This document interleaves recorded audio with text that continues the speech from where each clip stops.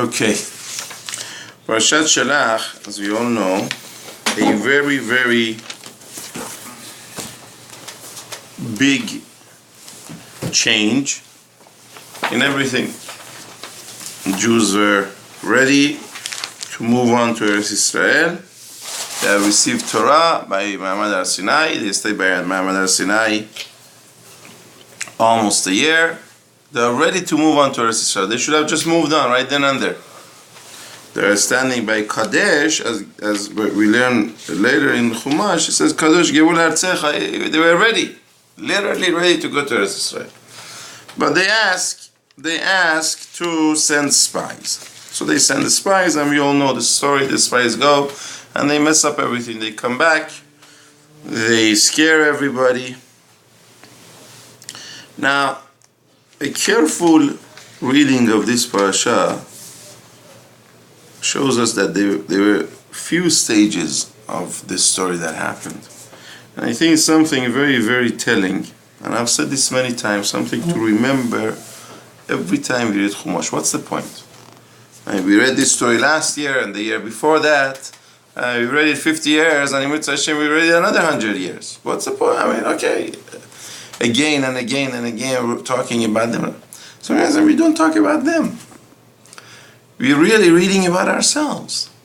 The lessons, the ideas that apply to my life. Elamai, it's easier to talk about other people and learn the lesson than talk about myself. That's what it is.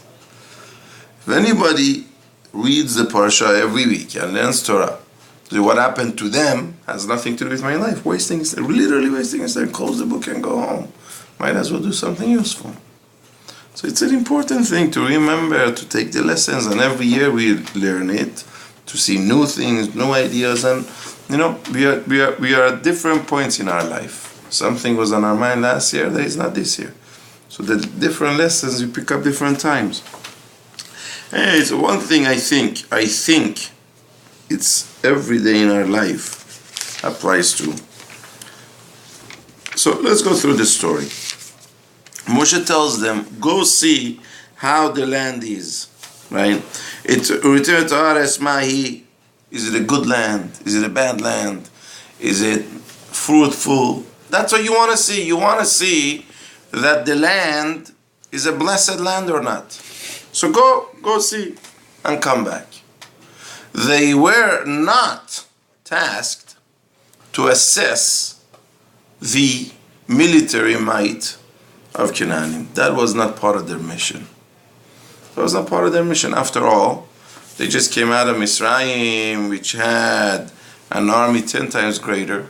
It was a superpower. The question of war wasn't even part of the question. Hashem said, I'll fight for you. That wasn't even...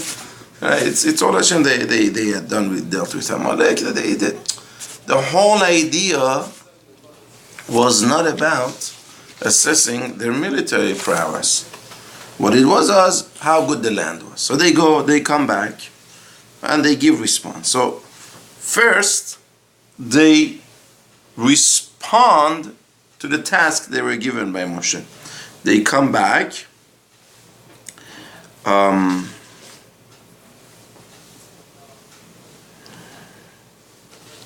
It's basically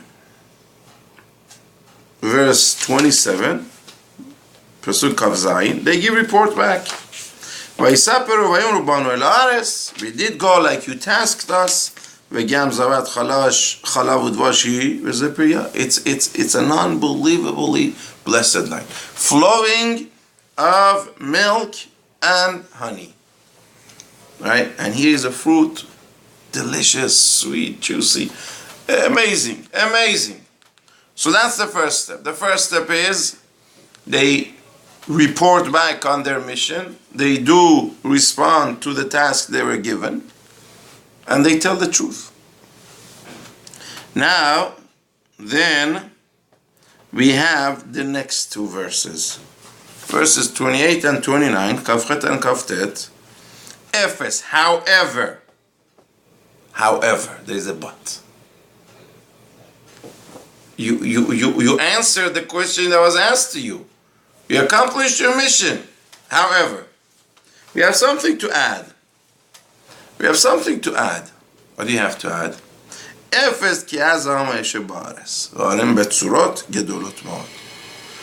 The people are very strong. Their military might is great. The cities are fortified. People are Ben Anak. We saw giants there. We saw Amalek. Excuse me. We are scared. They are scared. We cannot. So this here was a mistake, to be sure. But that's what it was. It was a mistake. It was a mistake. You were not given two mistakes here. You were not given a mission to report on the military might. And second, aren't you forgetting that Hashem is on our side? Aren't you forgetting Hashem is going to wage war? So this was a mistake. Now, we're going to see in a minute, but the point I'm trying to bring out is that Chachamim tell us, although a mistake, this was not the tragedy. This was a mistake. It could have been fixed. It could have been fixed here. These two verses, as strong as wrong as it was not the tragedy. It was not the worst thing. So, Kalev, Vayahaz Kalev et ha'am el Moshe. Kalev tells people, oh, are you forgetting? Don't you remember what Moshe did? He brought us man, he took it on Messiah. Don't you remember Kriyat Yamsuf was about a year ago? You've forgotten all that? And says Ramban, at that moment, people were, some were saying yes, Kalev is right, some were saying no. There was a little bit of a confusion among people. Right? Why? Again, because this second point, there is a piece of picture that you're forgetting. You're forgetting our history. You're forgetting how Hashem is helping. The mission, again, the mission was to see if the land is good. The mission was not to assess their military might, because that's a different story. So Kalev points that out to them, that they made a mistake. Right? Kalev points out that they made a mistake. Now here is the crucial moment. Here's a crucial moment. The spies, the 10 of them, right, there were 12, Kalev and Yeshua were of different mind. The 10, they came. They first said the truth. We went to the land, we did our mission, and it's a great land. Second thing they said, however, but people are strong, we're scared. So that was an assessment that was wrong. And Kalev points out to them their mistake. So what do you do now? You're confronted with the fact that you made a mistake on two grounds. First of all, it wasn't your job to say. Second of all, you're wrong on your assessment in the first place. So Kalev confronts their mistake.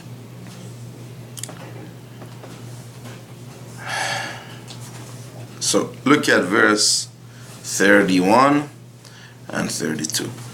So they respond by no, we cannot go. They're too strong. They're sticking with their assessment, which again was a mistake, but not tragic, not yet, at any rate. Verse Lamed Bet. Vayotzi'u dibat ha'aretz. They brought forth. It's as if they created. Raman says clearly. Vayotzi'u dibat ha'aretz. There is a difference between vayaviu dibat ha'aretz. Vayaviu means you're giving bad report, but it's the truth. Vayotzi'u means you make it up. And it was very clear here that they make it up. Right? It said that they started saying bad things about the land. Till now, it was the fear of their military power. Now it's no, the land is bad. Is disease-ridden. People are dying right, left and right. A minute ago, you told us it's a good land. It's a great fruit. What happened? What happened? This is something, Rabotai, we are faced with every day of our life. They came, they said a true report. Then, they said something that was a mistake. There was an assessment that was a mistake. Kalev confronts them with the mistake. Now what happens when people are confronted with mistakes? You could do two things. You could be honest You could hear, listen, and accept the truth. Or you could dig in your heels. You could dig in your heels. Till now, it was an honest mistake. But now, they're going to lie, something that is blatantly like that. Even in their own mind, they know they're lying. Why are they doing it? To protect what they said before, as we say in English, to save face. It's the ego. It's the ego is speaking. You don't believe it yourself. Vayotziu dibat haaretz. That's why it says Vayotziu dibat haaretz. They said things that they knew it's not true anymore. Now, look at this. Let's continue to, I want to show you just next few pesukim down, right? Few pesukim down, no, next page. A few pages, I should say. Few pages over, chapter Yudaled, Pasuk Lamed Zayin. Says Ramban, I go a little bit ahead. Chapter Yudalet, Pasuk Lamed Zayin, 1437. Vayamutu ha'anashim motziei dibat haaretz. They died, they were punished because what? Motziim diba. Not because of the original mistake. The original mistake, as bad as it was, that was not tragic, it was a mistake. Right? We explained it was a mistake on two grounds. But that could have been dealt with. That could have been dealt with. So just keep in mind, right, the progression of what happens. They gave their report, that was what they were tasked with. Then they give an assessment, uncalled for and wrong, but it's still. Kollel comes and shows them the assessment is wrong. What do you do now? What do we do when somebody points out that we made a mistake? There are two ways of doing it. One, because I have to be right, and no matter what the cost. And you know what happens usually. We've seen it many times, right? You say something and you know it's not true to protect what you said, and then you have to say a bigger line to forget that, and then a bigger line, and it comes to a point where you cannot defend it anymore, and it's so embarrassing, and you tell yourself, I should have just been honest and I made a mistake. Lemod leshoncha chazat in Pirkei Avot. One has to be ready to say, you know what? I don't know. Maybe I made a mistake. It happens. It happens, Rabotai. Nobody ever, lost something because he admitted he did something. What it is that ego that makes us be dishonest to ourselves and to others. That is the tragedy. That is the disaster. Says Ramban, the disaster happened when they decided, you know what? I'm going to protect my position no matter what, whether true or not true. True or not true. A number of years ago, happened on Erev Yom Kippur. It was Erev Yom Kippur. I was coming back from the mikveh. A car hit me. Hit my car. I exchanged information after the Yom Kippur pursued it. So the insurance tells me it's my fault. My fault. She hit me. No, she didn't say that. So I said, give me a recording of what she said. Right? So you get a recording. The recording, even she doesn't say what the insurance claims. The insurance goes, hey, she didn't say that. She said, I don't know what happened. And basically, she didn't say anything. So she doesn't even say, yeah, but that's our assessment. So I drew them a diagram. I said, look, here are the damages. The way you're saying, just explain to me, how is it possible? Right? I have the whole thing.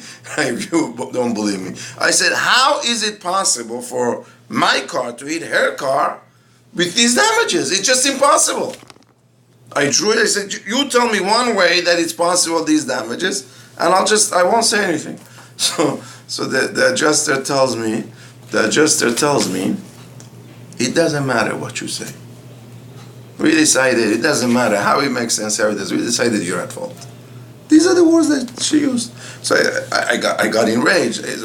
Can I talk to your supervisor? So the supervisor basically told me the same thing, but in more politically correct terms. Right? They look at how much towards the front the damages. The more it's towards the front, the more they put you at fault. They don't look at it. They don't make sense out of it. They don't, because it's all machines. There are not people there. There are literally not people working. They have their nonsense, and that's it. They don't care. They don't care. They don't care. So they're gonna, no matter what you say, this is what we decided. Right? All right, so I'm not saying this is the same as here, but I'm saying this attitude. No matter what you tell me, this is what I said, I stick with it. I stick with it. Even in the face of the truth. This was the tragedy. This was the whole, it's unbelievable to realize the whole incident of Meragelim, as bad as it was salvageable. It was salvageable. What made it really impossible was what we would call a bad midah. A bad midah on their part. Okay, so Ramban says now they went on a campaign trail. They went to people's tents. They said, no, the people are so strong, we can't find them, it's horrible. Once they saw, they went out of there, we're gonna prove it that we are right. So that's what the tragedy happened. But to learn, sometimes, an ounce of honesty could solve all the problems. Okay. Yep.